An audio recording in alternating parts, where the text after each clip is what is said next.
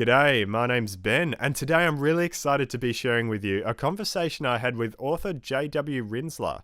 Now, he's written a lot of amazing behind the scenes books, including the making of Star Wars, Indiana Jones, Alien, Planet of the Apes, and many more. So, he's got a lot of experience telling these stories in a way that really shows the whole filmmaking process, but also keeps it interesting and engaging and telling very human stories. So, I was really excited to have the opportunity to pick his brain about how he interviews people and how he goes about telling these stories. So I really hope you enjoy listening to the interview and get something out of it. So sit back and enjoy, and thanks so much for listening. So you're interested in learning about and doing behind the scenes B-roll documentaries, but also writing behind the scenes books. Yeah, absolutely. And really, I suppose I love the way that your books are able to just capture the stories and all the different things that were going on. So yeah, I'd definitely love to hear a bit about your process of finding those stories and presenting them away in a way that are really interesting.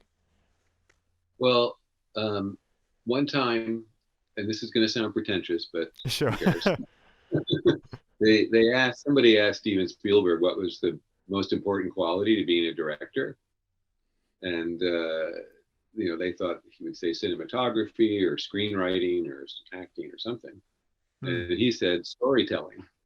The most important quality a director needs is storytelling, and that's true if you're going to be a writer or the director of behind the scenes documentaries. You're telling a story, and that's what I think uh, a lot of people who write books on cinema are fans of cinema. And the mistake that they make, and this is the number one mistake, is that they think that because they are a fan or because they have a lot of knowledge about a subject, that is enough. And it's Hmm. not enough. Yeah. you have it's not nearly enough. Just the fact that you know a lot about a subject doesn't really help the reader very much. You have to be able to tell the reader a story so that your information is basically encoded in a format that is going to entertain this other person, and your information is going to pass, but in the form of entertainment. Hmm. You have to be as entertaining as the movie that you're writing about. You know, Hmm. so Absolutely. that's really the key. You can't forget that you're basically a storytelling entertainer, Yeah. as John Milius said too. He said, let's forget all this pretentious stuff. We're just Hmm. entertainers. That's all we are. That's so good, hey. Um, and yeah, just so true. There's it's all about just telling the stories. That's probably in studying different, or at least just watching through different behind the scenes documentaries from movies. The really lackluster ones are the ones that are just telling you random facts about the actors and stuff like that, but they're not really telling you a There's a story or anything interesting. Yeah, there has to be Yeah. a there has to be a narrative. The behind it. So in terms of video behind the scenes, there's an I can mention just a few that I thought were really good. Mm, The Lord of the Rings, Peter Jackson behind the scenes, absolutely. unbelievable. Mm. Then there's the episode one documentary. I forget the guy's name who did it. Yeah. It was really good. And then there's this guy Charles. I can never pronounce his name. Charles de Lozery. Yeah, Yes, I know who you're talking about. yeah. And I actually never met him, but we email each other. He's done Mm, a ton. He was working with Ridley Scott for 20 years mm, and did tons of behind the scenes documentaries. And so his are really good. And it's funny because he got um, kind of uh, I think for him it was shocking because he had done a really good documentary on Alien, and for him mm. it was shocking that the book on Alien had information that he couldn't get into his video, and Yeah, that's where they start to diverge, and that's where you as a writer versus a director behind the scenes, you have to be aware of what you can do in the two different media because they're the same, and then of course they're different at a certain point. absolutely. And when you're writing, you can just get a lot more information in. Period. Mm, It's a video you've got basically anywhere between an hour and 3 hours. A book you've got between 6 and 20 hours. So you can just sure. put a lot more in, and a reader can put it down and pick it up and take a break and come back in a week. Whereas a video is like a piece of music. Theoretically, they're going to watch it all the way through. Yeah.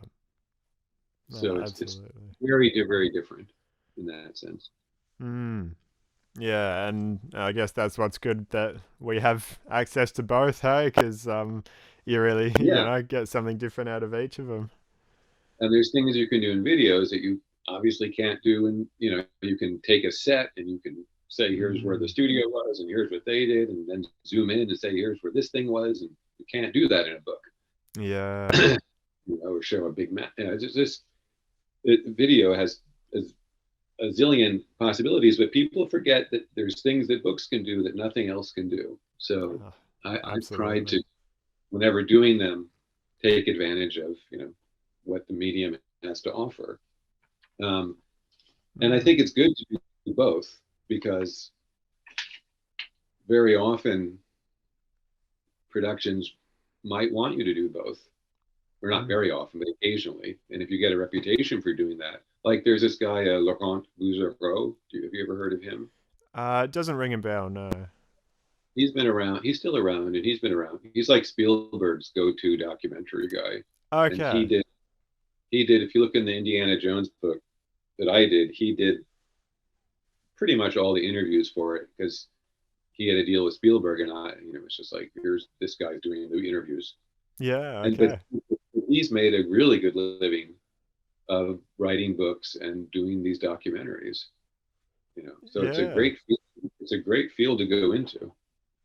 Oh, that's awesome. Hey, I'll definitely look him up. I've obviously seen the Spielberg documentaries and such, but yeah, that'll be good to look him up. But I suppose that's one question I'd love to ask is just what makes you so passionate about telling these stories in particular? Well, it's just I think we come with personal preferences. Mm. Uh, I was very interested in movies from an early age, and was lucky enough to my family moved to California. We visited Universal Studios when I Hmm. was a little boy. I was probably 10 or something, and it just blew my mind to see that the rocks, you could lift the rocks over your head, and that there was a Yeah. fake. I saw the fake shark, and just all the tricks that they were using, parting the Red Sea, Mm. the house from Psycho, the house from the Munsters TV show. I thought this is so amazing. And then my father tried to be a producer for a couple of years and had an office at Universal Studios. So I got to walk around just on my own a couple of times. And then, as an adult, I was just very lucky and got into it. Just wanted to be able to tell good stories about how they made these great movies. I just loved the movies, and I thought behind the scenes stories were interesting. I think the Jaws log had a big impact on me. Have you seen that book? I've seen it. I haven't actually read it yet, but it's on the list, definitely. Yeah, there's at least a couple dozen great making of books out there too, and I read a few of them growing up, and I thought this is great. And Mm-hmm. then never thinking that I would do it as a living, and really, except for a few people, the people who are actually doing the videos, I don't think there's anybody writing making ofs who's actually making a living doing it. It's, Sure. it's much more valuable doing videos, much. You get paid 100 times more. So Mm. economically speaking, the video portion is much more interesting. Okay. In Yeah. in case you knew that already, now you know. Well, and everybody just takes you a lot more seriously if you've got a camera and all the technical equipment. Believe me, when you Okay. just show up with your little digital recorder, you don't get a lot of love. Right. The writer, even if you wrote the script, the writer is still the person who gets the least amount of respect among people making movies. It's just Mm. the way it is. Mm. And but You had a number of questions about interviews, which is, of course, key to both processes. Yeah. So, and I think I mentioned the key. What the key to interviewing is to do your research first, Okay. and that's the number one mistake that people make is they don't do the research first. They just think they can show up and ask the actor or the director or whoever, what's your movie about? They just ask very general questions and Mm. hope that they get a good answer. And I'm sure you've seen hundreds of examples of that. Yeah, absolutely. Unfortunately. Yeah. And what happens too is the actors and the directors, that's it's almost and whoever, they expect it. So they're almost half asleep before the interview Right. starts. So you have to, if you want to have a good interview, I mean, first of all, you have to be extremely sensitive to the mood of the situation. And there's Yeah. no teaching, that's just experience. Mm.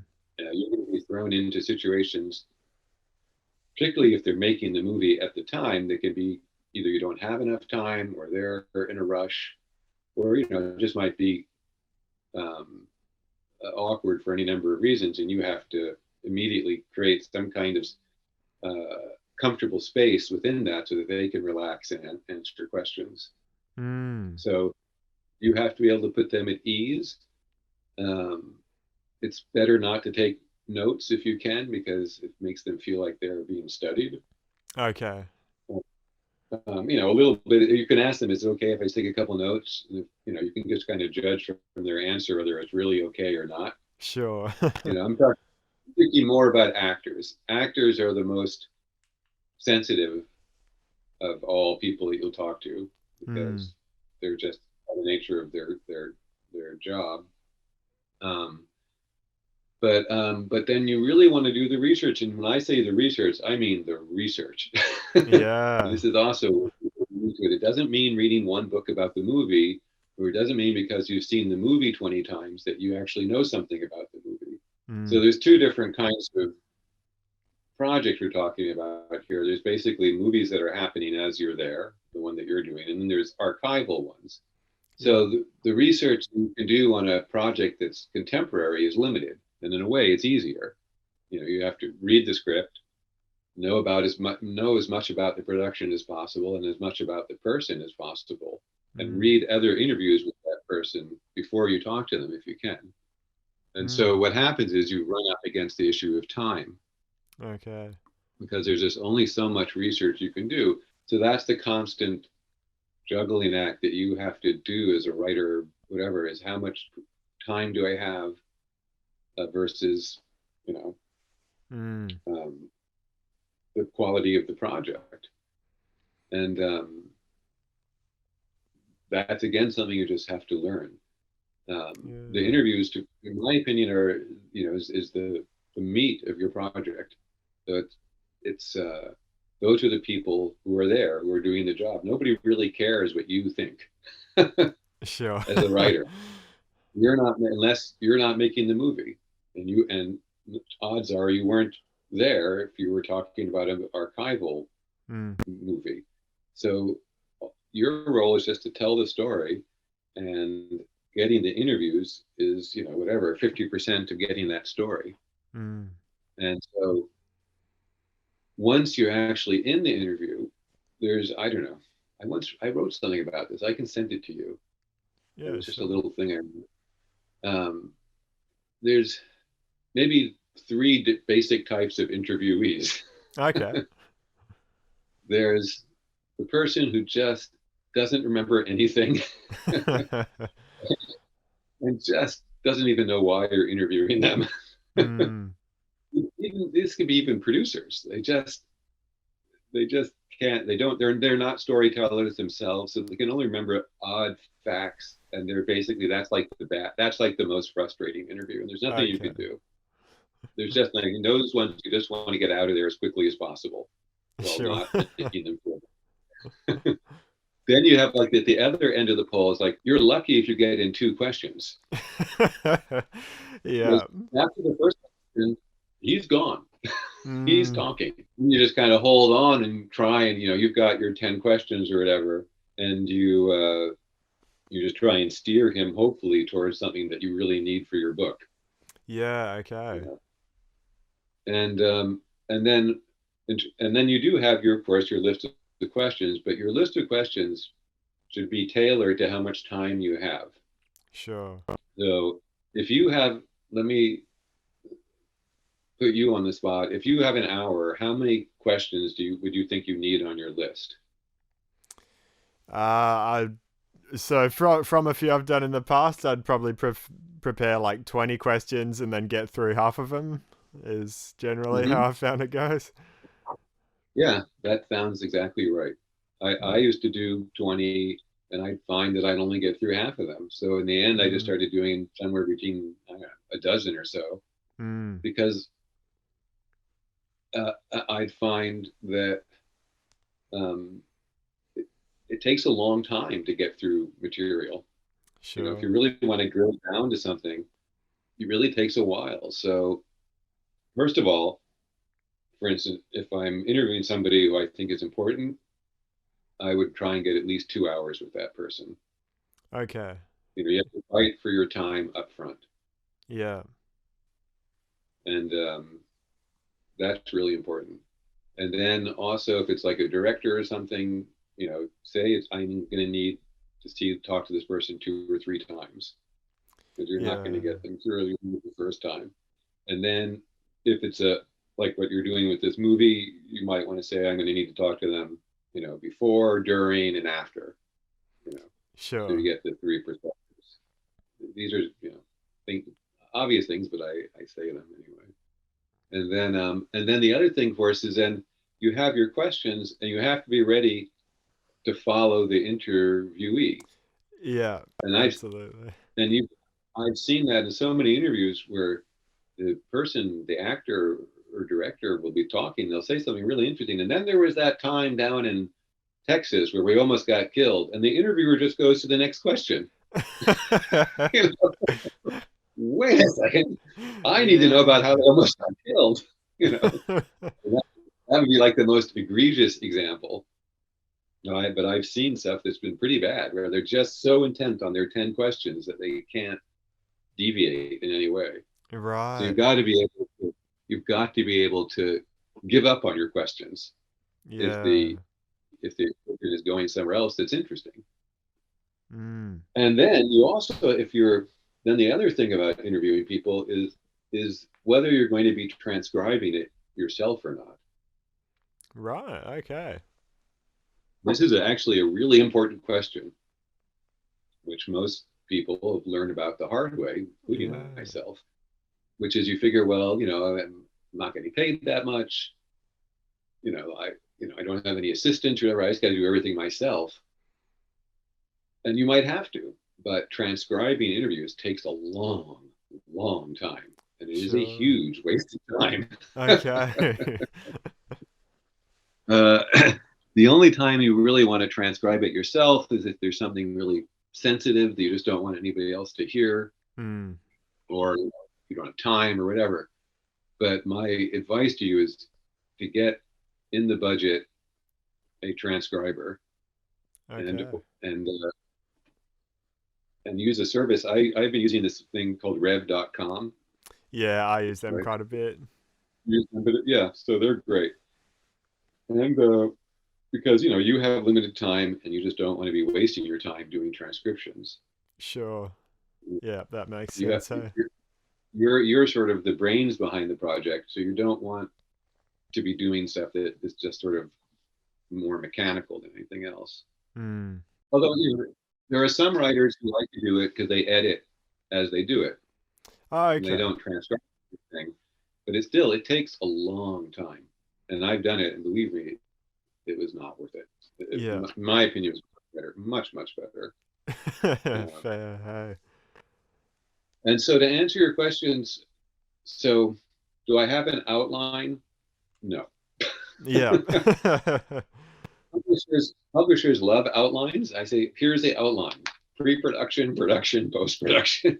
Awesome. Yeah. That's the story of every movie. And Mm. so I'll be following that outline.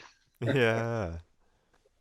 um, and then I suppose, yeah, going on to like the key questions you would ask, do you have a set of questions that you ask most interviewees, or do you really sort of tailor them to the specific situation? I try really tailor it to the research. Hmm. Um, and right off the bat, you want to make it clear to them that you are not going to be settling for their usual crap. Okay. Depending on who they are and how old they are, you may or may not have to insist on this. And you do it in a nice way, but you have to make Hmm. it clear that you have done more research by asking a couple of questions early on that make it clear that they're not going to get away with, oh, I loved everybody in that movie. It was so great. That's Hmm. not an answer that's going to help you in any way at all. You Yeah. need to know, okay, what was great about it? And if they say, well, it was just fun. Why was it fun? Well, because, everybody got along. Who did you get along with? you know, Okay. you've got to drill down to the facts. So the person where this happened the most uh, obviously was when I was interviewing John Williams. Really? I Okay. was so excited. And he, this is for episode 3. At this point, he's already, I don't know, in his 70s. Mm, He's been interviewed 1,000 times. sure. And you're talking about music, which is really hard to talk about. Mhm. It's like that is, unless you're a musician, that's a hard one. But I wanted to get him to talk about his process. And so I was in a room, and this was also going to be the DVD interview. So there's like 7 people there, Okay. and he's ready for his what they call needle drop answers. He's Yeah. he's got the same answers which he's used the last 20 years. And the legends have those, and they're very happy with those answers because the average journalist gets half the information wrong. So Mm, he's looking at this young kid, and he's giving me needle drop answers, and I'm going, no, no, you have only, I've done the research. You've only got so much time. How do you do it? And he would say, well, it's not. How do you do it? What do you do? Do you start with pencil? And he looked at me, and he leans forward and he goes, right. And from that point on, he started giving real answers. okay. You can see it.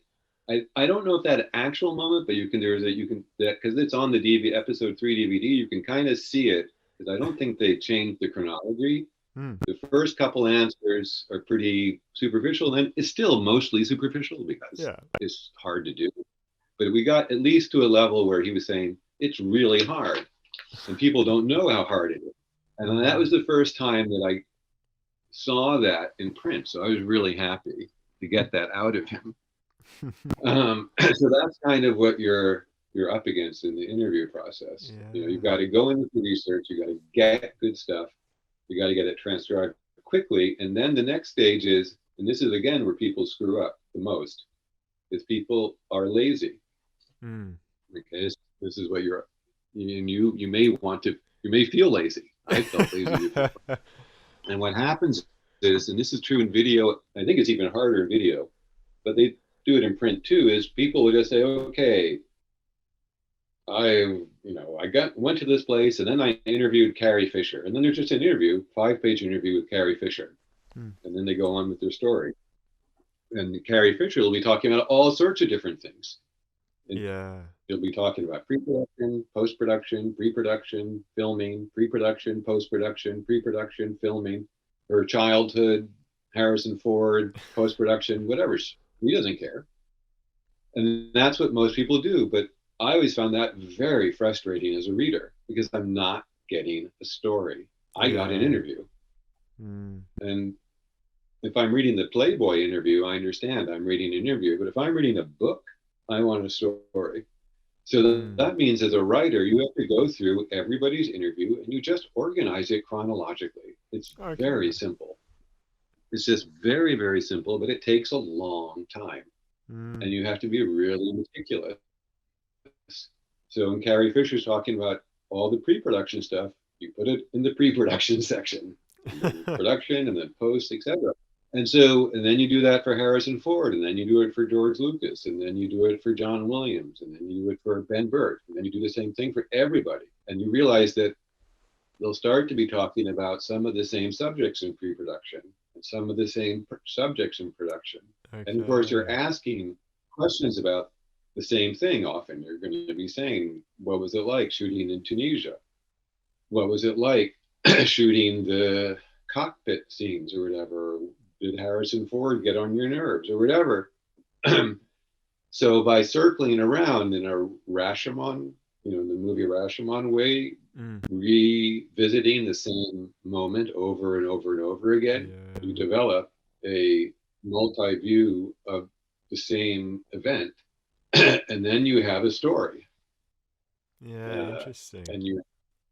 And then the other thing that you have while you're doing this is you have to edit everything that they've said. You have to take out the boring stuff, because the reader doesn't care about the boring stuff and nobody wants to read it. And that is also something that people generally don't do, because they think that they can't edit what people say. But of course you can edit. Everybody edits what people say. It's all highly edited. Nobody wants to read how people talk. When you're writing a book, you're writing a book. It's not how people talk, unless you're Mark Twain and you're writing fiction, and that's a different thing. That said, I will say you do want to preserve the way they talk within the interesting parts. In other words, you don't want to edit everybody. They start sounding like perfect English. And some editors will try and do that. I've had a few editors try and do that. And I have to say, no, no, no. Of course, this is grammatically incorrect, but that's the way they talk. They're from Australia, or they're Cockney. So, but don't change it. That's the whole point of it. Yeah. And it's like, because that's the other thing is when you go to a publisher with a book about a movie behind the scenes, in the hierarchy of the publisher, you're at the very bottom of the genre. Because if you're writing about your abused childhood, you're at the top. Right. But if you're writing a commercial movie that's just an extension of the marketing department, as far as they're concerned, you're at the bottom. You have no respect from the editors at all. So that's another thing you'll have to, and that's like a whole nother subject, but it's something you have to navigate. And I was lucky because for much of my career, I was at Lucasfilm, and that was just a quirk of fate. So I was a writer who happened to also be Lucasfilm, which gave me a huge amount of power, but normally I would have had none of that. Yeah, okay. Interesting. And I can give you an example. So after that, I wrote the Planet of the Apes book, and I was no longer with the company. I was working, Fox was helping me, they were supporting me, but basically then I had to deal with the publisher just as a writer. And I got into this huge argument with the publisher, even though the studio said, we want a landscape book like the Star Wars and Empire and Jedi books. The studio said, that's what we want. And I said, that's what I do.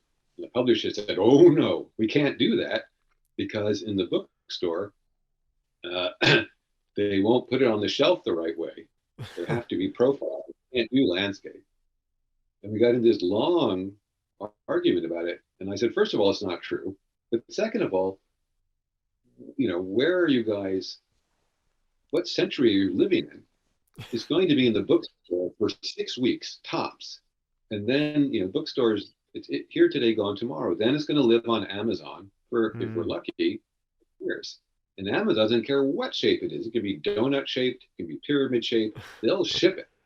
Yeah. They don't at all. So you're basically taking a 6 weeks argument against a 10-year argument. Does that make any sense? And that's the kind of thing you'll be up against constantly with publishers, because they're not too bright. In the publishing world, they're not, if you're lucky, you'll get a good publisher, but it's like a 50-50 shot. There's an equal amount of very amateur publishers out there. And then when you get an amateur publisher, then you'll be the one in charge, basically. Okay. Yeah, good to know. Hey. Could I take it back to something you were talking about before a bit, with John Williams and stuff like that, where you're sort of at the point of uh, I suppose gaining their respect and also showing that you are genuinely interested, you've done your research. Can you recommend any other ways of, I guess, not coming off as pretentious, like you know everything, but showing that you have done the research and that you're really chasing those deep answers, not the generic ones? Well, they can tell pretty quickly because if you've done the research, you'll be saying, well, when how did this role compare to that role that you did, or how does this director compare to that director you worked with, Mm, or how did working with this actor compare? How's it working with this actor who's I've heard that they don't like to do the scene a lot of times. How does it compare to working with this actor who likes to do a lot of improv? yeah. So they can just kind of tell. And I suppose, are there any questions or topics or things that you've learned to avoid when doing interviews, or that either lead to just generic answers or can annoy the actor or things like that? Yeah, they really don't want to talk about their personal life Mm, generally. I mean, there's always exceptions, and if they had any way sensed that you're like out to write a book about who slept with who, well, sure. they will immediately shut down, and you'll have to reassure them that that's not the case. Mm, That's rarely happened, but a few of them have been burned, like Natalie Portman. Some of them won't talk to, like some of them literally will not talk to you because they just don't do it anymore. In yeah. which case, you say, well, can I get access to the EPK interview? Mm, Um, the electronic press kit, and those can be helpful. Sometimes you never know, or you just have to go and say, okay, well, I'll use archival, interviews in the past. yeah. From the past, I mean, some people, during a movie, they just don't want to be bothered. Yeah. Sure. That makes And, sense. Huh? yeah. Or in which case, you can ask if you can talk to them, afterwards, or if you can talk to them when they come in for ADR or something like that. I mean, there's Mm, always ways to get around it. But yeah, you want to avoid those kind of things. You want to avoid getting your information wrong. If you make a yeah. really big mistake, fortunately, Mm, that's never happened to me, but I've seen it happen. mm, Um, you want to also just, if you're nervous, they're going to be nervous. If you're calm, they're going to be calm. yeah. Uh, if you smile at them, they'll like it. you know, you just want to really create an atmosphere of trust, and that you're not yeah. there to zing them in any way, and that you respect their work. Okay. Yeah, Yeah, it's all about that balance, isn't it? Um, yeah. So let me see. mm. I suppose Yeah, one go ahead. other question I'd like to look at is like outside of interviews, are there any other sort of main sources that you go to for finding information? I like how at the start of your books you often break down the different sources of interviews, and also that you've looked at sets of emails and things like that. But is there any other sort of area you like to look to outside of interviews? Well, each you'll find that if you do if you're lucky enough to do a number of these books, each one is different, and you never Mm. know exactly where the information is going to come from. For Lucasfilm, I was working there, so it was a really unique setup, and I happened to figure out just because I was working there where all the different archives was, and there was a Mm. big production archives full of boxes that hadn't been opened for 30 years, and so it was whatever was in those boxes, Yeah. And then for the Star Wars and Empire books, I was very lucky, and there were archival interviews that really hadn't been mined at all. Mm. So that was just like the holy grail for those people. Yeah. But then for Planet of the Apes, which is the first big book that I did where I wasn't at Lucasfilm, it turned out that the producer, Arthur Jacobs, had given all of his papers to a university, Loyola, which Wow. wasn't far from here. So I just flew south and spent literally 3 days in the university going through all the papers related to Planet of the Apes. And Mm. at that time, So then you have to go through, and you can do this sometimes online, and sometimes you have to be there, or both. They'll give you a list, and you have to go through that list carefully, because the big thing you have to know about archives is things are not where they should be. Right. Yeah. 90% of the stuff is, but some of it isn't. Sure. Over the years, it's been moved around and never been put back. So how can you find that stuff? And it could be anything. You have to just be have like your antennas up. And for Planet of the Apes, it said that there were 7 binders in this collection, and they brought out 6 binders. And I said, "Oh, where's the 7th binder?" And they said, "Oh." So they had to go back and look around, and it was somewhere else. It wasn't like with the other 6. I don't know where it was, but they brought out the 7th binder. The 7th binder had a complete set of black and white reproductions of all the concept art for Planet of the Apes. No It had way. never been seen before. It wasn't in color, but it was complete, and it had Hmm. never been seen before, like half of it. So that was like that. That's it. Like I've made the book, and I like it. So then That's incredible. you have to have your equipment, which is always be sure to have your camera. Make sure that they allow you to take pictures, because Mm. you're not when you're in an archive, you're not going to have time to go through and take notes. That would take you a month. You've got Sure. to so you just got to go through and take pictures of everything, and then what you can do once you have like because you're going to take pictures of like contracts and business emails, and you just can't read all that stuff. So then what you do is you get home and you organize all your pictures, and then you using Google Docs, you can convert JPEGs into text. So then you Ah. have these tracks or whatever, these long memos occasionally. I mean, it's not, and you can just copy and paste or whatever. And again, you save hours and hours of work Hmm. thanks to Google Docs, because you can Yeah. convert all this stuff, these photos into text. That's so helpful to have a complete game changer. Mm-hmm. Um. I used to use these primitive stuff. It was painful.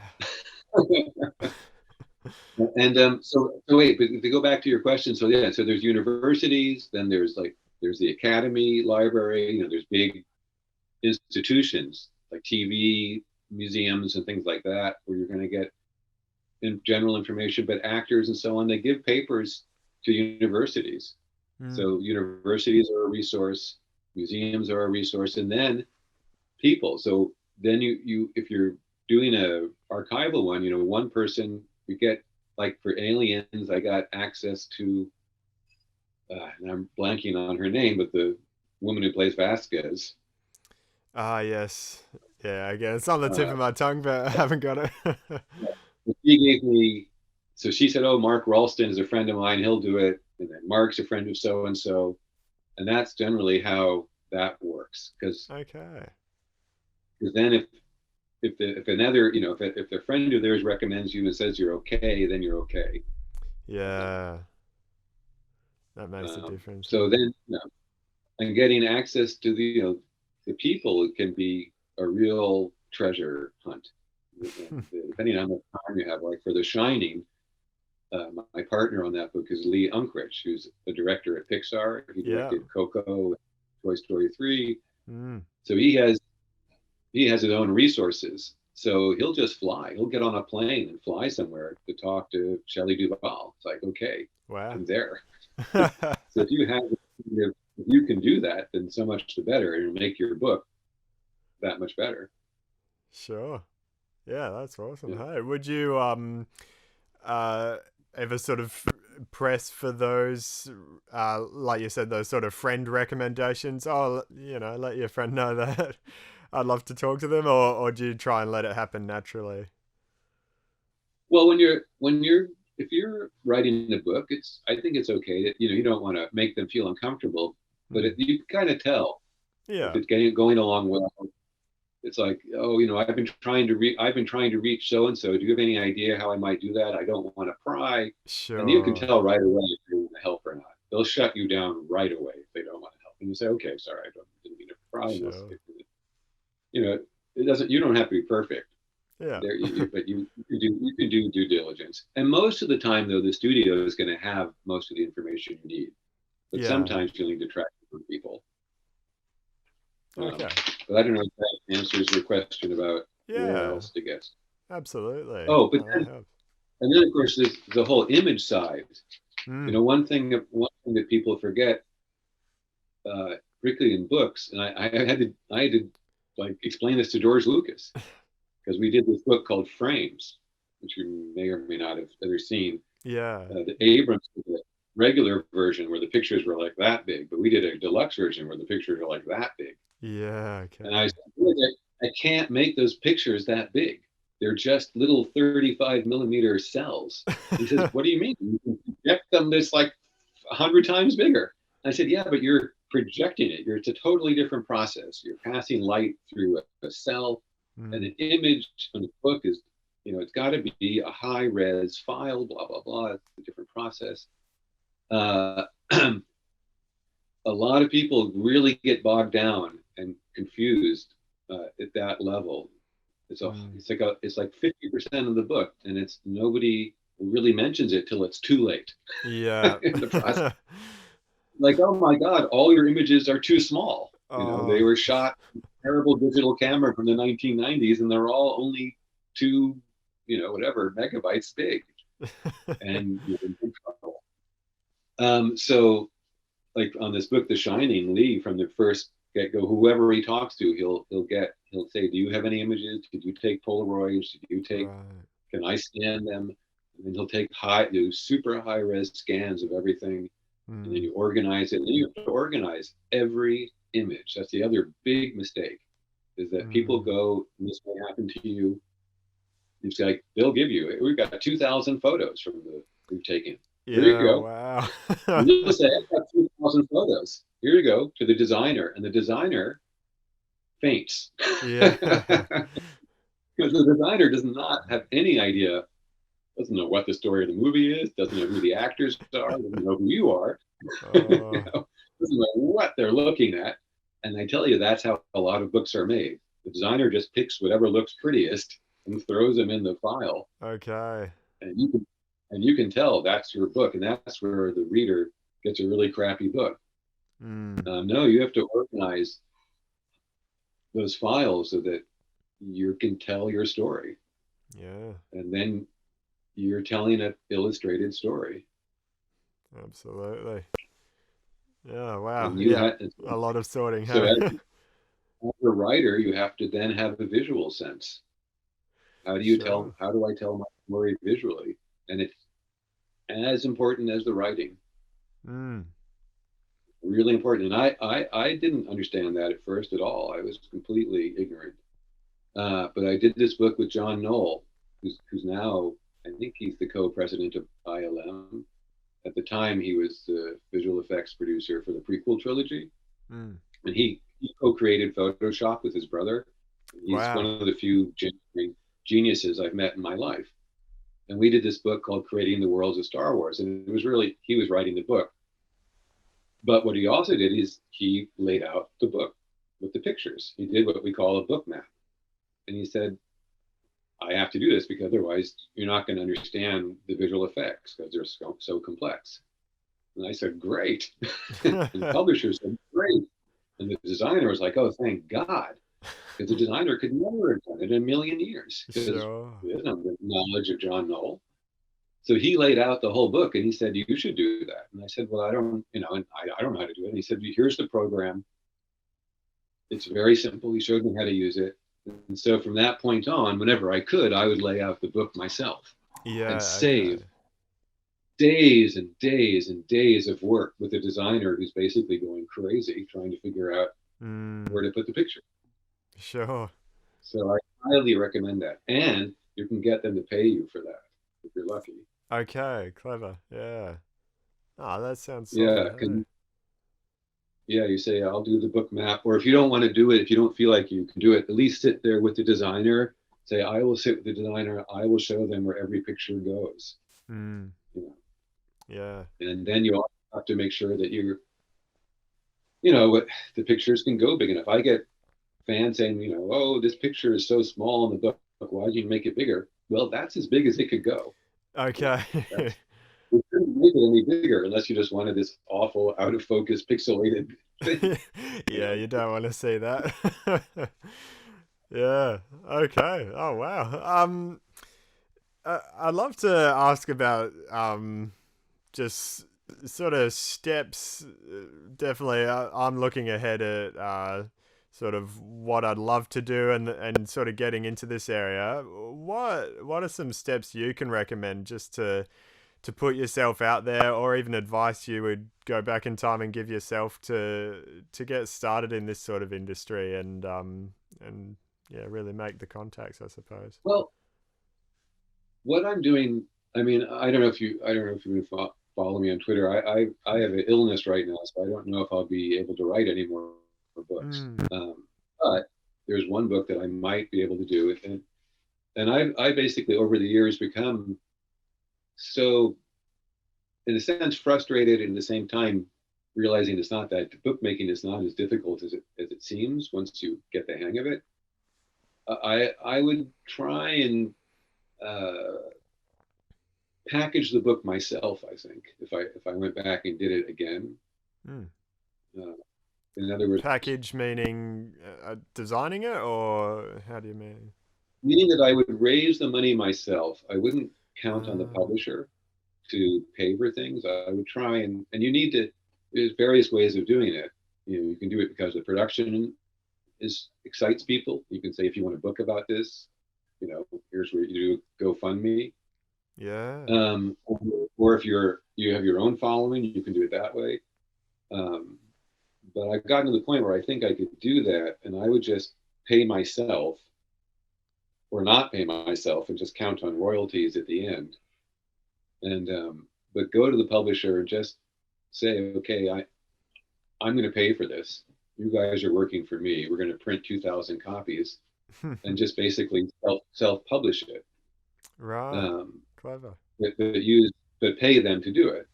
But then you're in business for yourself, and you get the royalties because the publisher.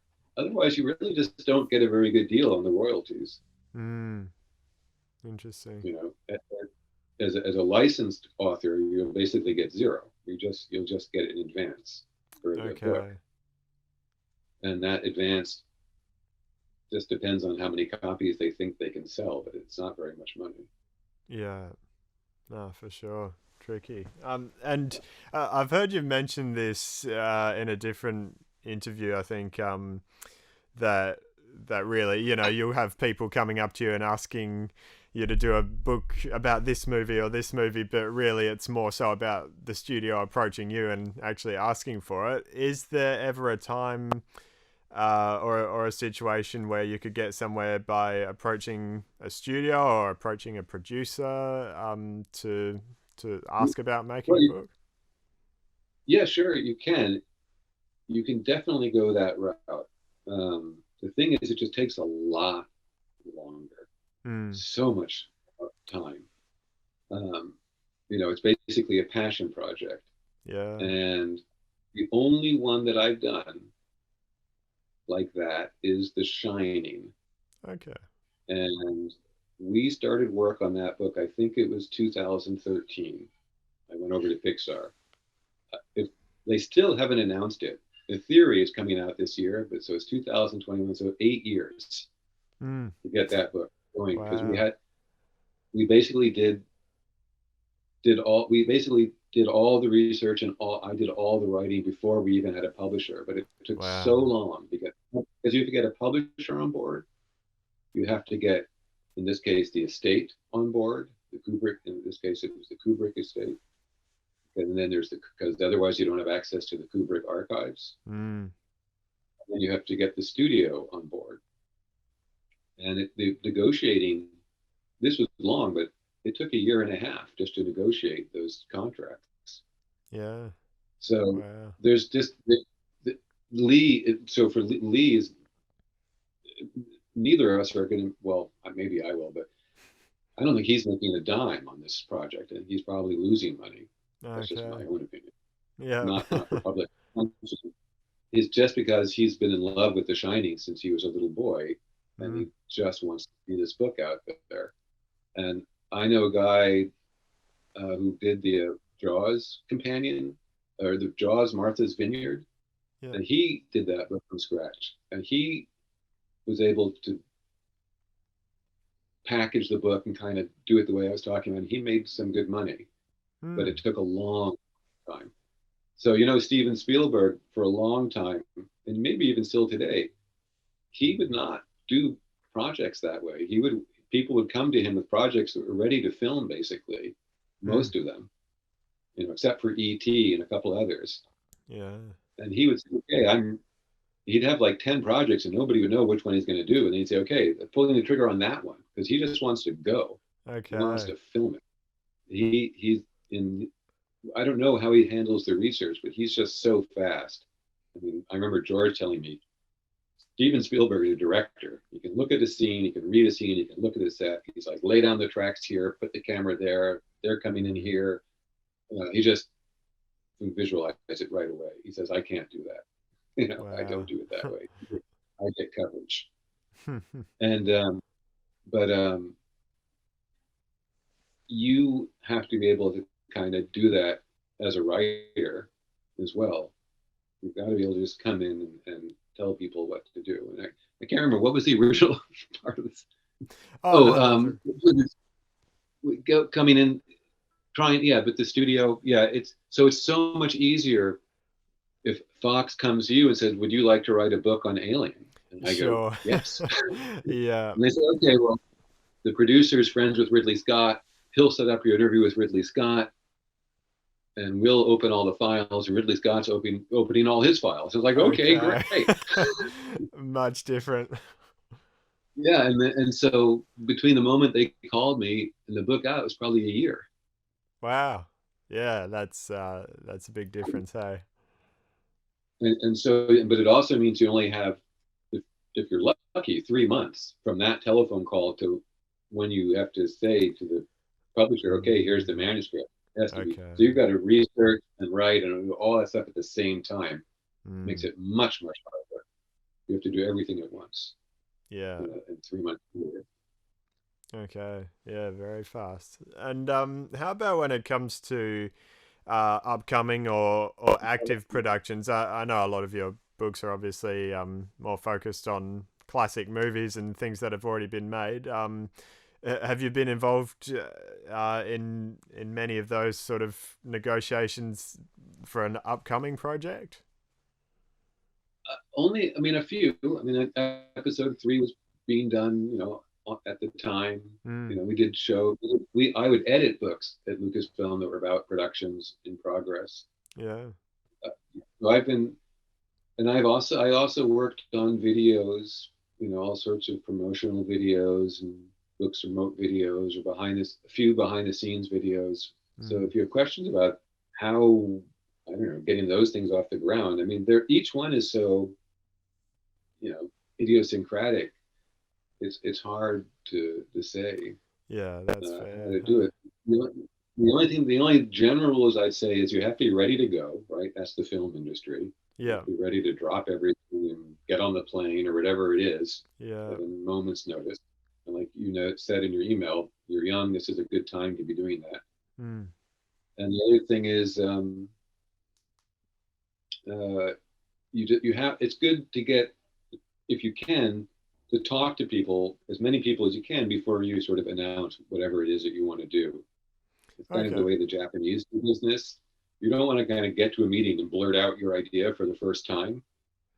It's like Yeah. when I wanted to write a book at Lucasfilm, I didn't go email the producer and say, "Hey, can I write a book?" It took a long, long time getting to know people, talking to people, and feeling people out, seeing whether it even seemed like it would be a good idea. And sometimes it never was a good idea. I tried to make a behind the scenes documentary about the first Star Wars over and over and over again. I just could never get it off the ground. Right. And it was such a no. All the material was there.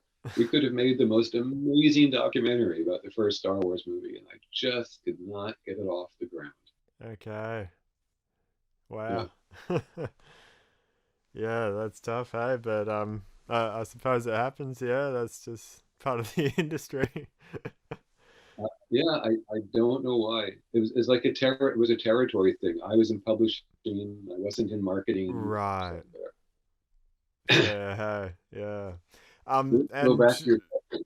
yeah, well, Yeah, I go ahead. guess would it usually be the producers who are sort of making those decisions of yes, we want to go ahead with putting together some behind the scenes content, or who do you find you're usually talking to in those sort of decisions?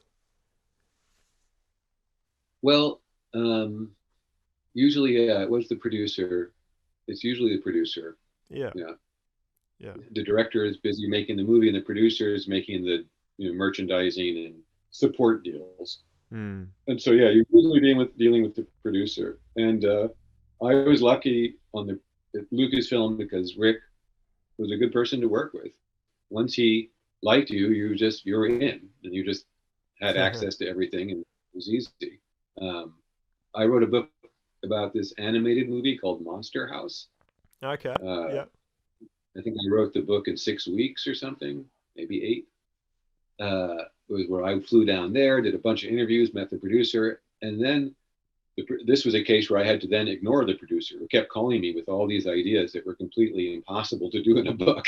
So I had to Right. make it. Do I spend an hour listening to the producer on the phone talking to me about something I can't do, or do I just ignore his telephone calls and Okay. hope I don't get fired? So I decided to ignore his telephone calls. Fair enough. Hey. I don't know. That book was okay. Okay. Ah, that's good. That's awesome. The editing process, um, I've mentioned it a little bit, but I over the years I did come up with a process that works pretty well. I think I mentioned how you go through the interviews and you have to start creating what I call a chronology draft, Yeah. and Mm. you basically get as much research material as you can. If it's archival, the two holy grails are the production reports and the call sheets, Okay. because then you'll know where and when and what they filmed every day, and that's if you can get that, it's fantastic. Yeah. Uh, Absolutely. and and then so you work out everything. Every time there's a date on a memo or something, it's like, yeah, okay, now I know they started editing at this date. Now, anytime anybody talks about editing, I know at least it starts around this date. And then Okay. and then once you get into the general areas, then you have to start drilling down. Well, they're editing, but is that the rough cut? Are they talking about? Are they talking about the fine cut? Are they talking about how many cuts did they do? And then you Mm. sort of drill down to that level. In pre-production, you got to how many scripts were there? How many drafts were there? So you have to do all that, and you basically then the story starts revealing itself. Things that you never even dreamed about. Suddenly, it's like, oh my God, George Lucas was actually paying for pre-production on Star Wars. How did what? And so then George says, yes, in fact, I did pay for pre-production, and you can talk to the accountants. And so this guy, what his name, Leonard something. Anyway, he comes to Mm. my office literally with a receipt telling me, he hands me, he says, this is No exactly how way. much George spent on pre-production. Wow. And so then you can start filling in the holes because you have this really good chronology. It's like, oh, I don't know when was Harrison Ford hired? I can't figure that out. So then you Mm. know what's missing. And then once you do that, then in your interviewing and stuff, and you're filling in things, you create a rough draft. And as I wrote you, that's when most people might freeze up. They're worried that they're writing a great American novel. Well, you're not. Nobody is. You're just trying to get words on a page. So you just write the connecting tissue as best you can. Nobody cares about your opinions. Mm. They just want to know what the other people did, and nobody cares whether how much they liked each other, unless it's part of the making of the movie. And then you just go, and then you just polish it. And usually you only have time for a first draft, then you show it to people. Second draft, you're done. And then one thing I will say is once the whole book is designed, make sure that you build into your contract, it has to be in your contract, that you have 2 weeks to read through the whole book with all the pictures and all the captions in place, because that's when you make the book from something that's 90% there to 100% there. And that stage Okay. usually never happens.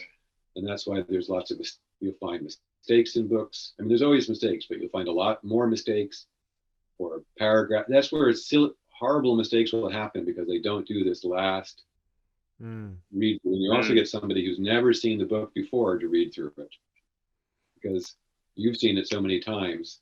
And the people do this in the editorial process for you know movies all the time. You need somebody who hasn't seen the scene 50 times to tell you. And the Absolutely. same for, and you also want to, I don't do this that often. I've done it a few times, but if you have the time, read it aloud to yourself. Yeah. Mm. And the really bad parts will be obvious. Yeah, So okay. do you have Interesting. any questions about that process? Um, yeah, man. I mean, I really like that approach of just being thorough with it, and obviously getting someone else to do it as well. Yeah. Well, maybe are there any particular things that you've found you often have to correct later on? Sort of mistakes that happen quite often.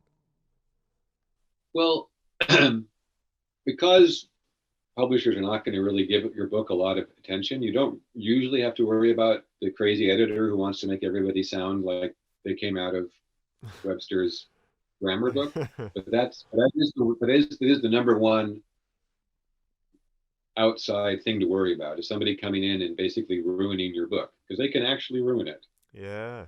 So you Wow. want to make sure that you have also that you're also going to have final cut in Mm, terms of the book. You need to have final cut. That doesn't mean with the studio, but with the publisher. It's like sure. you have to be able to reject their changes. And strangely enough, publishers will almost always give you. In fact, I've never had a publisher say no, you can't do that, because most of them will give you the benefit of the doubt and say, okay, fine, it's Yeah. your call. And the other thing is, when I started doing making of books, um, my sort of pet peeve was at that time they were all about the visual effects Mm, because that was the exciting thing. Like, how did they do that? It was like that was what making of books were between 1977 and when I started. yeah. Wow. And the casting and everything else was kind of second or third or fourth or not even mentioned. Like Mm. sometimes they even mentioned production design. Hmm. And so when I started, Rick McCallum looked at I won't say which book, but another book and said, "What do you think of this book?" And I said, "It's pretty boring." And he said, "Yeah, it's boring." He said, "What can you do?" And I said, "Why don't we do a book that's about the whole production, right? Yeah. Not just visual effects. It's about the costumes. It's about the casting. It's about the screenwriting for crying out loud. It's Mm. about the editing, which is like the most important part of filmmaking, arguably. Yeah. Let's talk about editing. George Lucas is the best editor in the world. Some Mm. people say, how does he do it? All this other stuff. He said, okay, that's what we're going to do. And literally, like 3 days later, I was at the first concept art meeting for episode 3. And it was me, Rick, George Lucas, Ryan Church, Eric Tiemens, and Robert Barnes, who were the concept artists. And I was Mm. just there taking notes.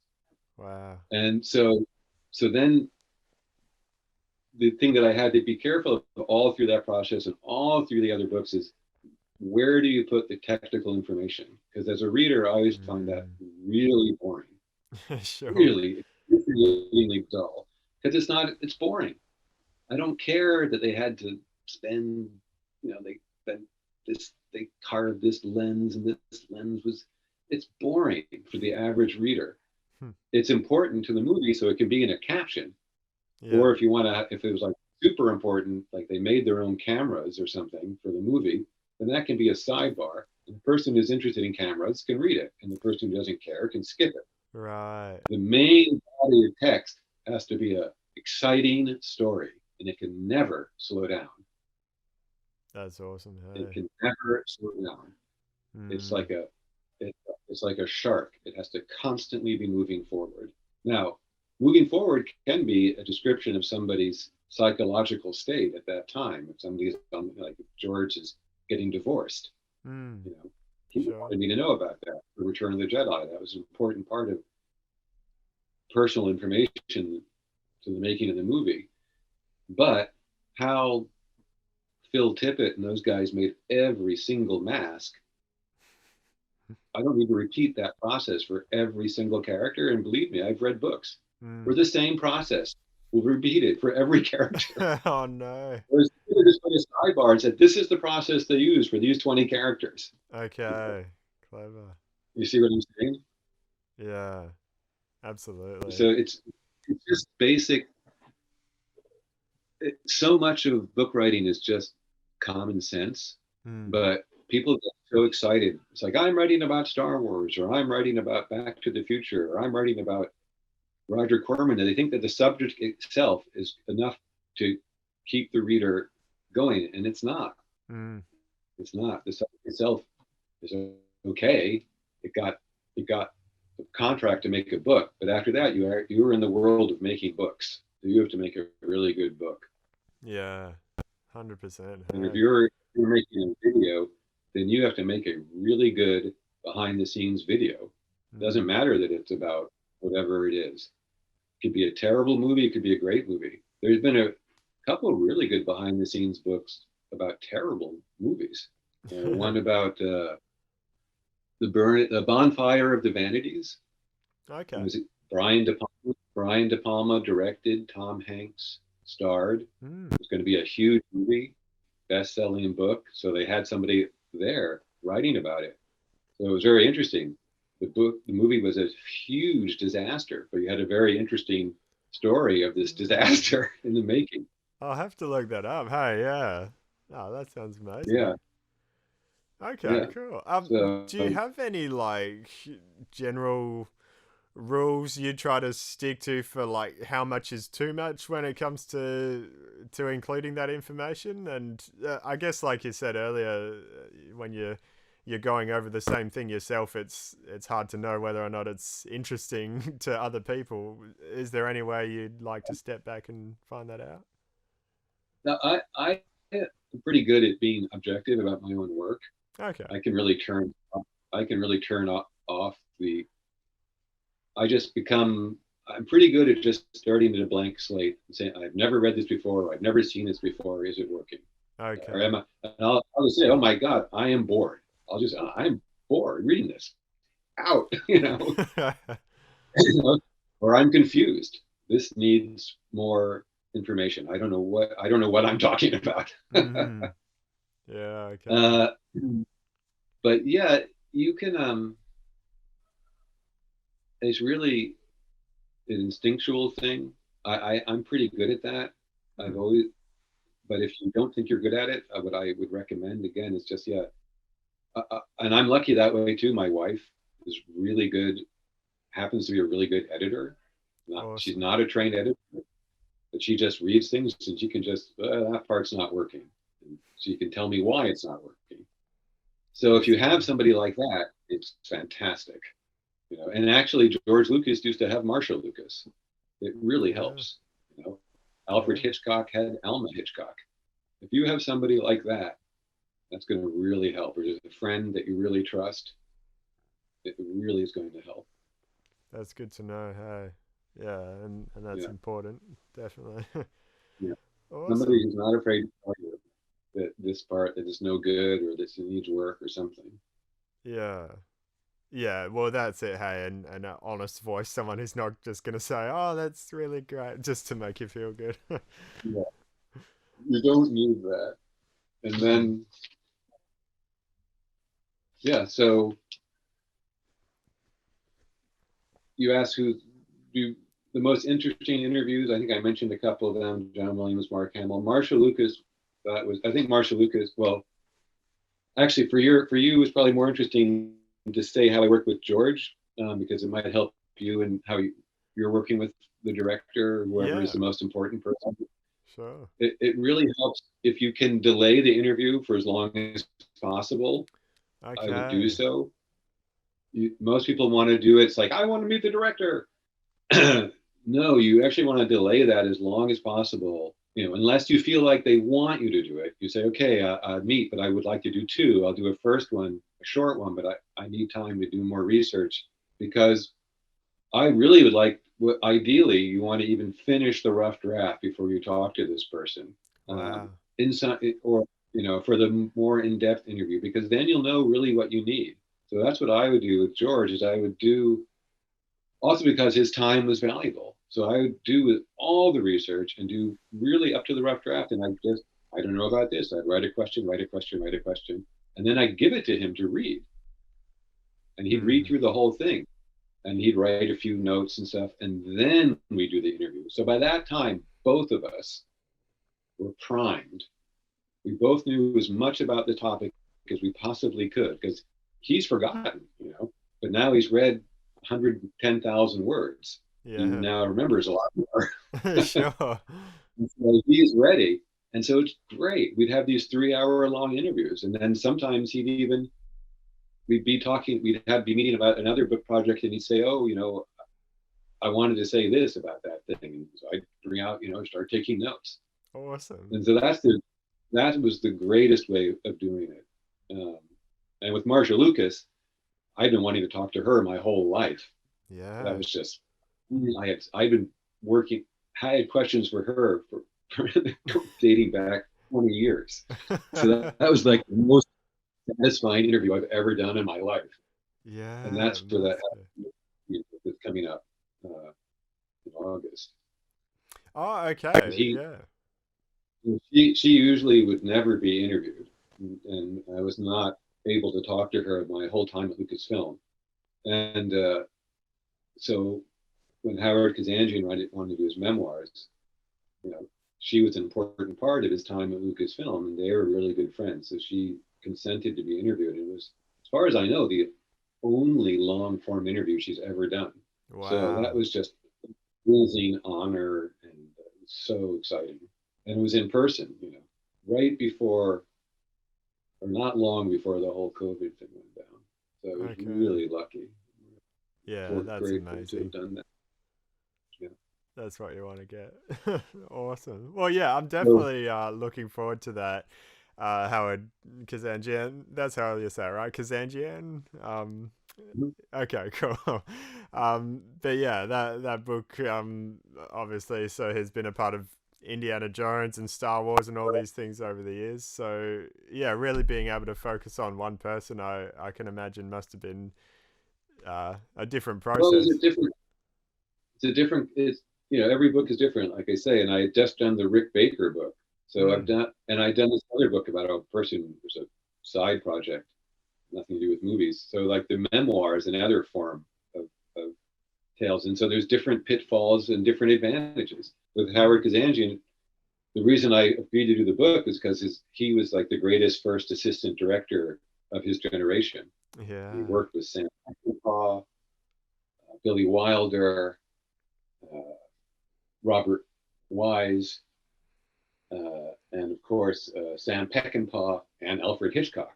I Mm. mean, the guy had amazing stories. So that was so much fun to sit down with him and talk about all this stuff. Yeah. Oh wow. And then one question here is, you said, um, is there anything from Star Wars that gets overlooked?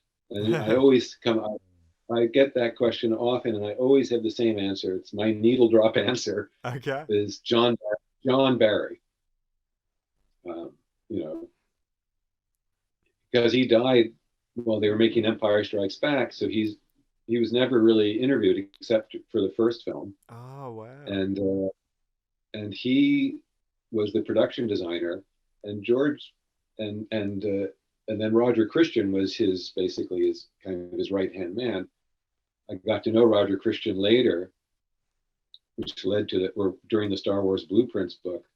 But John Barry is the guy who really deserves a lot of credit for the first Star Wars movie. Mm. He's up there with the key people. There's George, there's John Dykstra, there's Ben Burt, there's John Williams, the actors. But John Barry helped basically designed all those amazing sets. Yeah. People think Ralph McQuarrie designed the sets, but Ralph McQuarrie was not a set. He's not a production designer. Okay. And if you go and you actually go one to one, okay, who designed that set? Was there concept art for a lot of most of the time? There was no concept art. It was all done in England, and John Barry was supervising it with George. Oh, And gee. George went out of his way to point out to me how important that was for him. And in the manuscript, when I gave it to him, there was something that George said about John Barry. He said, like, John Barry was something like something, something. And George crossed it out and said, John Barry was a genius, Mm-hmm. period. Wow. Well, that was George Lucas. That's the first and only time that he went out of his way to tell me that somebody was a genius and how important they were to the movie. So Wow. that to me says a lot. Absolutely.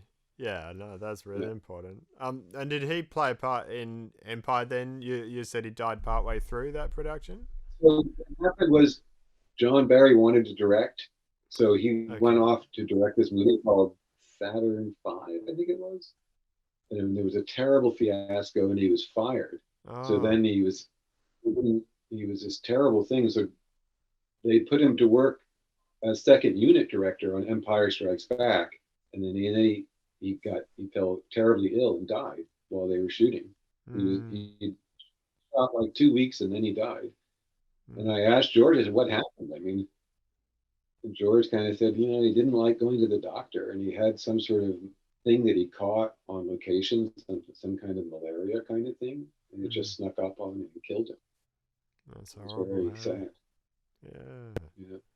Yeah. But good to be able to, bring light to, to show appreciation for those people who might be forgotten to an extent otherwise, and I think that's really something really special that all you're able to do. Hey? that's what I learned doing that blue. I don't know if you've seen. Did you ever see the Star Wars Blueprints book? I haven't seen that one. No. It's worth taking a look at. We did like a really expensive $500 deluxe version, and Mm. then Amazon did a kind of trade version, but it's actually pretty good size. And that's where I really got to go in depth and talk to basically these great English art departments, and then these great Australian art departments. Although they brought English guys down to Australia.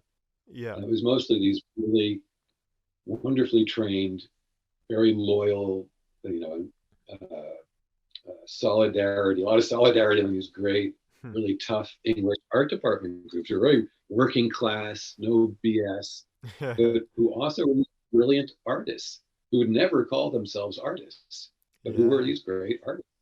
They were craftsmen, whatever you want to. And Roger Christian was really probably arguably the most creative. He's the one who created that used universe look, in which you mentioned you want to talk about Alien.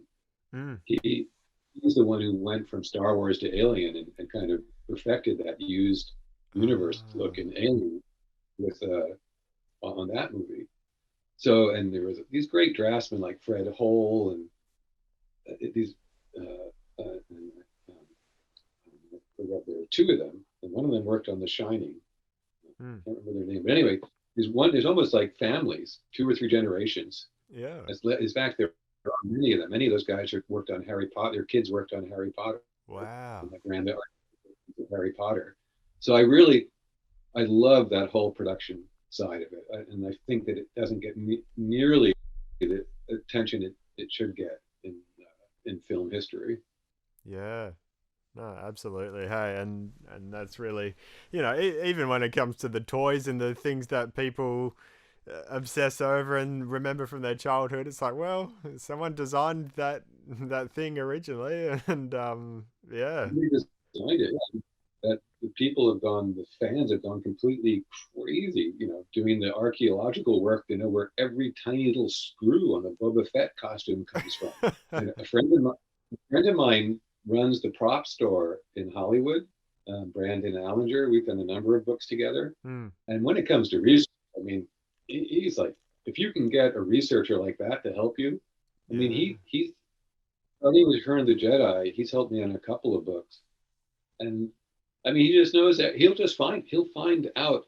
There was a guy trying to sell a fake laser sword, he could rip this scene 93, so clearly is not an original one, and that's the camera shaft. And hello, you know, and you that camera shaft wasn't available where you are until, I mean, people have gone completely bananas. So that can all Mm. those guys can help you if you need them. I just want to say, super fans can be a resource for you. Have you Yeah. like uh sort of consulted a lot of super fans for your books? Not a lot, but if you know you have to be careful because some super fans will want to take over your project, Sure. or they'll want you to Sure. they'll want you to pay them some ridiculous sum of money. So you don't want to get involved with the crazy super fan. But the super fan who really loves the property, the franchise, will just be happy to be involved. And so sometimes, yeah, if they were recommended, like if Brandon says, "Oh, this is a nice guy and he wants to help," then sure, it's like, show me what you've got. Yeah. And, Yeah, that's awesome. I haven't done a whole lot, but occasionally, you know, two or three important things have come from super fan collections. Hmm. Fantastic. Hey, are you familiar with Kevin Burns? He's done a pile of documentaries, Empire of Dreams, and Is this, I get, because there's Ken Burns and there's Kevin Burns. I believe Kevin Burns also did the Planet of the Apes documentary for the 30th anniversary. yes, that sounds right. Yeah. That's the same guy, right? So yeah, he was hugely helpful. Somebody, and Mm. he used to work at Fox. Yeah. And no, he would. I somebody put me in touch with him, and sorry, That's all good. and he um, he just gave me the raw interviews for all the interviews he did for that 30th anniversary. It was, I Awesome. mean, that was a really generous act. It was really helpful. It Yeah. was huge. So yeah, he's fantastic, and he told me it was sad too because he used to be the head of home entertainment or something at Fox. Mm. If we're talking about the same guy, assuming we're talking about the same guy, Yeah, that and he sounds said, right. Yeah, at Fox. he said, is Fox helping you? And I said, well, they're helping me, but they don't know anything. He said, oh yeah. He said, I know. He said, they lay off the people who have institutional memory, and then nobody knows where anything is, and that's true. You're talking to some assistant who doesn't even know who directed Planet of the Apes. She doesn't know Mm. where the good stuff is in the archive. She's been there 2 years, you know. The guy Yeah. or the gal who knew was there for 25 years, they laid off because they were too expensive. And Mm. the same thing happened in film. Nobody knows where anything is. I was like the only person. I was literally the only person at Lucasfilm who knew where everything is. But Wow. Disney didn't care about that kind of stuff. They just didn't Mm. care, and so they pushed me out. Yeah, But that that's sounds the way unfortunate. those things go. But that's what that guy Kevin Burns said. Yeah, nobody at Fox knew. He said I had to find all that stuff myself. It was really funny. Well, yeah, he found even the John Williams recordings from episode one of Lost in Space had been eaten by bugs in the archives, so had to Yeah. restore it from the stems, which is just Well, kill you, we hey. at Lucasfilm we did. This might interest you. There we did enhanced ebook versions of the making of Star Wars and Empire and Jedi. Have you seen those? Yes, yeah, and I think you've mentioned in another interview just yeah about some of the audio and video stuff in there, and I've had a look. It's pretty amazing, hey. But even Lucasfilm, which was pretty organized, and George was really way ahead of the game, keeping all this behind the scenes stuff.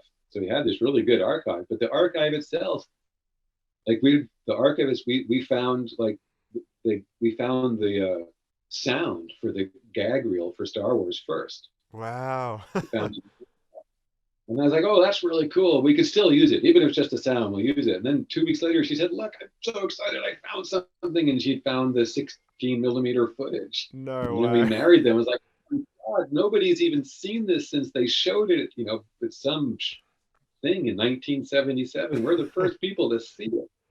And then so we put, and then somebody ripped it from the book, and it's got like 5 million hits now on On YouTube. But YouTube. we were the ones who rescued that from the archives because that's what happens. This stuff gets thrown into archives, and nobody's got the budget to deal with it afterwards. Yeah.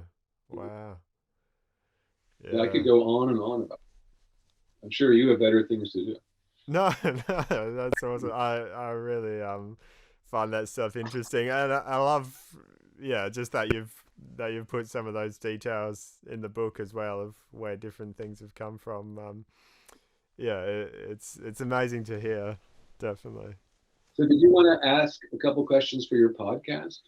And then Uh, I'll have to go. yeah, sure thing. I mean, you've actually covered a bit already, but I suppose it's just specifically about Star Wars. Yeah, well, with regards to the sort of, like we were talking about before, underappreciated facts and stories from behind the scenes, are there any other, I guess, stories or things that went into a specific scene that might go unnoticed by a lot of people? Well, I don't know what I noticed because the Star Wars fans are really good at analyzing those movies to death. So I don't know if anything has been unnoticed. But I think Ben Burt. I loved doing this book, The Sounds of Star Wars, Yeah. and working with Ben. On that, and I got to spend a fair amount of time at Skywalker Sound for one reason or another over Mm, the years. I just loved learning about the sound side of filmmaking. mm, I just it was so cool. Um, on the first day, or more or less, they had this orientation. They took us into they had this unbelievable movie theater at Sky Sound called the Stag Theater. okay. So another story. It's theoretically the best movie theater in the world in terms of sound, anyway. Yeah. And they showed us Saving Private Ryan, just like a minute or like a 10-second sequence where Mm, they're all running on the beach, and they played it with no sound or just the breathing, just the ricochets, just the bullet hits, just the music, just the whatever. And then they played it all together, and I up to that point I'd had no idea the amount of wow. work that went into sound design, and it blew my mind. And then being able to actually write a book with Ben Burt, it was just incredible. And I have so much respect for those guys who get virtually no attention outside of the movie community. Yeah. Gary writes. I forget his name, but the guy who did the sound, he recently passed away, I think, for Alien, who Mm, was an editor and then also became, no, he was a sound designer and also became a film editor who did Alien. Really great guy. mm, Um, and they're so wise compared to the way they do a lot of sound today, where the sound just never lets up. yeah.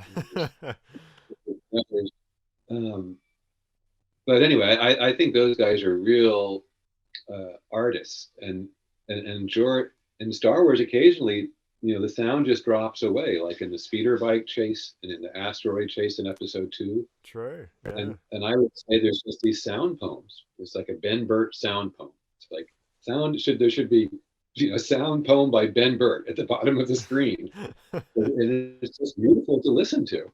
Yeah. Absolutely. And I suppose just for those moments as well, yeah, not having music here, you really get to appreciate it. Whereas in another scene, obviously, it's doing its job by not being too noticeable. So yeah, Yeah, that's and in awesome. fact, and there was some tension between John Williams and Ben Burt in the beginning. Okay. It plays out in the that famous shot which we all love of the Star Destroyer coming over the camera. The sound design and the music are kind of fighting each other a little bit. It doesn't Mm, matter because it's so fake, but they are kind of fighting each other. It's not clear what's the dominant one. mm, But anyway, I remember Ben telling me that they're kind of fighting each other. So he was the one who pointed it out to me. yeah. Whereas and then they I think John Williams got a afterwards he saw what Ben was doing and a couple times said, maybe we don't need any sound here. I think he said that for the lightsaber battle in Return of the Jedi. Mm, And so there's no sound, there's no music for a good deal part of that. And then it comes in at a certain point, and mm, it's so much more dramatic.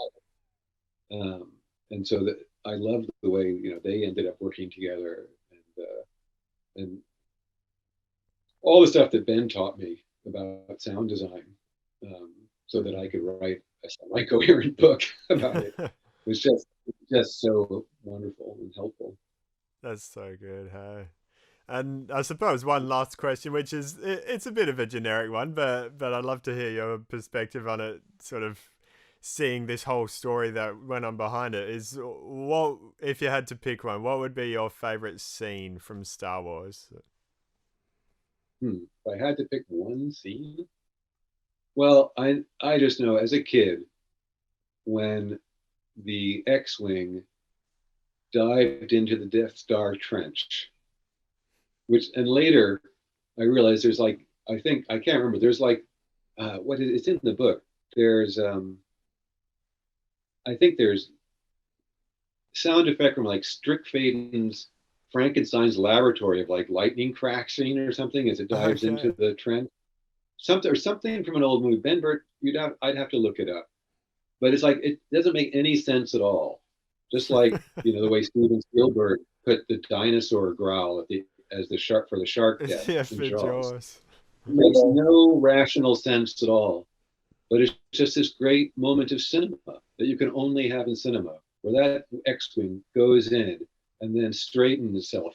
And that in 19, I happened to see Star Wars at a preview, and Mm. had no idea that I was about to see one of the greatest movies ever made. Wow. When that shot passed before my eyes, I think the top of my head blew off. I was just like, never, I'll never be the same again. I've never seen anything like that before, and I'll never have this moment again. And the top of my head just blew off. It's That's just awesome. so incredible. That's so good, hey. And in writing these books, did you get to sort of gain a different perspective on a moment like that that just blew your head as a kid? Completely. When I saw it, I just was like, it was just I was 13 years old or 14. I had no idea what I was looking at. It was like suddenly there was a whole new world. It opened. I didn't know that could happen. This kind of image could exist. That's Mm. what George getting together with Joe Johnston and Ralph McQuarrie and all John Dykstra and all those guys put it together. It was just such a coming together of all these talents to create this Mm. wonderful thing. So later, when I read Tom Smith's great book about industrial like magic and I started to see how they did it, I started to get a new perspective. And then I got to meet these people who actually did the shot. I mean, I was having lunch with Dennis Murren. I mean, it was unbelievable, unbelievable. Yeah. That's so And good. so, yeah, the veil was completely pulled back. And it was just, I would constantly come back from work and I'd say to my wife, there are people who would have paid $10,000 to have my day that I got paid to do the work day. Because, That's incredible. I was sitting there and next to me was, and this happened actually the first day I was there, the first time I had lunch. I was at one table, it was at Skywalker Ranch Hmm. in the main house dining room, and I was at a table like one table away was George Lucas, John Williams, Carrie Fisher, and No Rick McCallum way. having lunch together. And I just thought, whoa, this is too weird. I'm not ready for this. Don't lose it. Because I am, after all, a fan of cinema. I was like, remain calm. Yeah. Your lunch. That's incredible, hey, though, and I think that's awesome. Just that you got to have that experience, and you're not just some random guy writing a book about Star Wars. You're someone who really appreciates it, and you're there as a fan. You experienced everything, and now you're going in and telling these stories. So yeah, it's awesome. I've been very lucky. So Uh, good. and it's been, I'm glad that people like it, man. I look forward to seeing, reading now books that other people are doing and seeing movies by the next generation. So, Mm. but now a friend of mine just told me I have to try this virtual reality. He said, this is it. And I can't Okay. remember the name of the game. This is it. He said, it's the switch, the thing has changed now. I said, this is the way they're going to tell stories. But I Right. haven't seen it yet. I Okay. don't know if I don't, have you experienced anything like that? I've just tried a few virtual reality games. I haven't, yeah, experienced heaps as far as storytelling goes, but yeah, there's definitely potential for it. It's pretty exciting. All right. So, do you have any last questions No, or that last question? I've taken up a good amount of your time, but I really appreciate you, yeah, just taking the time and sharing your knowledge and your experience. Yeah, it definitely means a lot, and I really appreciate it. Well, no, I glad to do it. I mean, and if you need any, if you have any follow-up questions, Hmm. I'm happy to answer. Oh, So, sure thing. Yeah, thanks so much, as and far as thanks again for sending through the audience, like the Orwell article and those other tips you sent through. I learned a lot. Hey. yeah, actually, I should mention why. There's two things. The most important on the list of things I sent you is the writing is rewriting. Like, Hmm. don't be afraid. Just get that rough draft out there, and then you'll become if you're good at this, you'll become a good editor eventually. And Yeah. that's you just some I would go through some paragraphs, seven or eight versions of the same paragraph before it was okay. Hmm. You know, it's just normal. And then the other thing was the George Orwell thing is just wonderful advice, almost all of it. You Yeah. know, like any advice, there's always exceptions, Sure. but the basic idea that you should just keep it simple and avoid being pretentious is so important. So good. And by pretentious also, it's just another thing that you're going to be, you might be feel pressure to do this from the marketing people and the producers because everybody wants to make such a good impression and want to say how much they all enjoy doing it. Hmm. We know you enjoy doing it. You can say it once, maybe twice, a couple places in the book, Hmm. because you do want the reader to be aware of that. But they have a tendency, to want things to be like some sort of advertisement for the movie, and you're going to have to resist all that. Yeah. And so you want to avoid the pitfalls then that come into this sort of marketing language. Don't Interesting. let them ever, don't ever let them make you use marketing language or that kind of fake PR language or just language that's so clearly insincere because the readers pick up on that so quickly, so Hmm. quickly. And then they know Yeah. that they're not reading a real account of what happened. And while you can't tell, nobody can tell the real account of what happened because Sure. it's too sordid most of the Yeah. time. Yeah. There's a lot of crazy people working on it, and it's a pressure cooker, and crazy things happen. So you never get an unvarnished truth, and I don't even know if we want to know the unvarnished truth, Yeah. but you want to get at least to something that at least is that definitely happened, and not go into stuff that never actually happened and emotions that weren't even true, because most of the time it's a really tense affair and people are not having such a great time most of the time. Hmm. So Yeah. uh, you Absolutely. want you want to you want to convey what was actually happening. Hmm. Yeah, and So often you find, even though you think just showing the best everyone got along and stuff like that will make people more interested or make them like it more. Often you just find if you just tell what actually happened, the honest truth, and the nitty gritty that really went into making this movie, it just gives people an appreciation for it. And at least for me, yeah, I find that makes me enjoy it a lot more. and it's like it's when it's true for a behind the scenes documentary or a picture you choose of an actor in a book. You could show them, and it might be okay. Them all laughing, Mm, and that could be okay for that part of the book. But then there might be another part where you need to show them on their own, mm, struggling. You can't yeah, have just or just whatever is an accurate reflection of what's really happening. And I always was really conscious of trying to show that all these moods were happening, during this intense pressure cooker situation. mm. And so, like, if you catch that, if you're your own are you shooting your own videos? Who's shooting your videos? Yes, I'm shooting man. Yeah, so if you can catch that moment where the director is like, intently on his own looking, not get in Mm. his face, but get that moment and not get fired. Yeah. You have to know where the boundaries are, but if you can get that stuff, it's great. Yeah.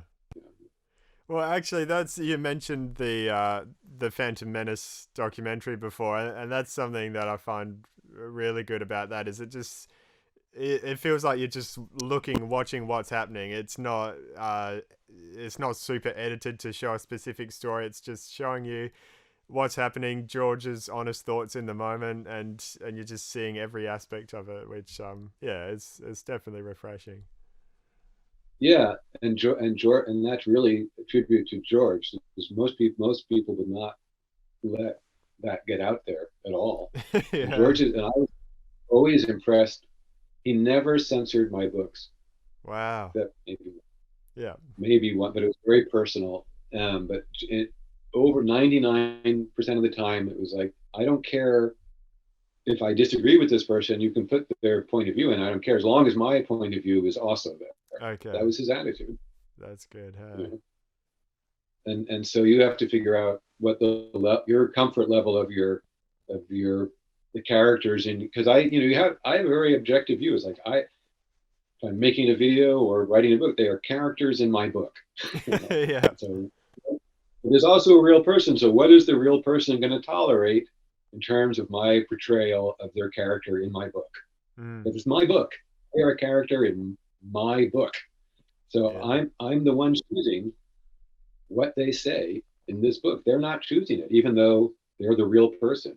I'm Wow. choosing which part of their quote to which part of their quote to use, whether to even use that quote at all, Mm. whether that part of the story is important. These are all, you're the telling the story, even though it's George Lucas's movie. It's my making of the book. Yeah. And then, of course, he can cancel the whole book if he wants to. But fortunately, we were on the same wavelength, and he liked the way I was telling the story of the making of his movies. So it's just, Mm. and I've been lucky that way, because most directors are okay with a pretty, this is the way it happened. Yeah.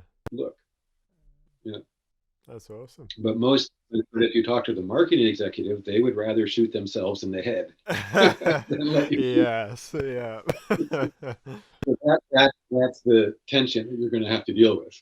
Yeah. Absolutely. It, well, Yeah. that's definitely good to be aware of now. Yeah.